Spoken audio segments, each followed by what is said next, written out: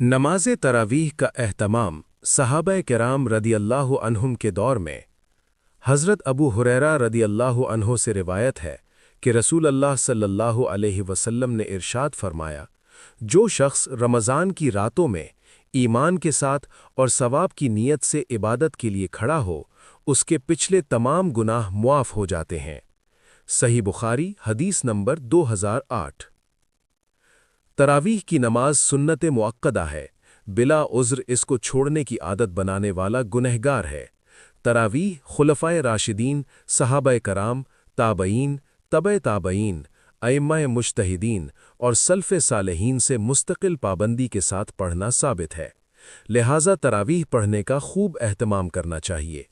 जनाब नबी करीम सल्लल्लाहु अलैहि वसल्लम ने खूब चंद दिनों के अलावा मुस्तकिल तौर पर तरावीह की जमात का एहतमाम इस ख़दशे से तर्क फरमाया कि कहीं ये नमाज उम्मत पर फ़र्ज़ की तरह लाजिम न कर दी जाए। लेकिन चूँकि रसूल अल्लाह सल्लल्लाहु अलैहि वसल्लम ने खुद अपने खुलफ़ाए राशिदीन की सुन्नत पर अमल करने का ताकीदी हुक्म दिया था कि उनका किया हुआ अमल भी खुद रसूल अल्लाह सल्लल्लाहु अलैहि वसल्लम की सुन्नत की मानंद है और उनकी इताअत भी रसूल अल्लाह सल्लल्लाहु अलैहि वसल्लम की ही इताअत है। लिहाजा जब हज़रत सैयदना उमर रदियल्लाहु अन्हो ने अपनी खिलाफत के दौर में रमज़ानुल मुबारक के महीने में सब लोगों को हज़रत उबई बिन काब रदियल्लाहु अन्हो की इमामत में 20 रकत तरावीह की नमाज की जमात पर इकट्ठा किया, तो इस मौके पर किसी एक सहाबी ने भी इस अमल पर नकीर नहीं फरमाई।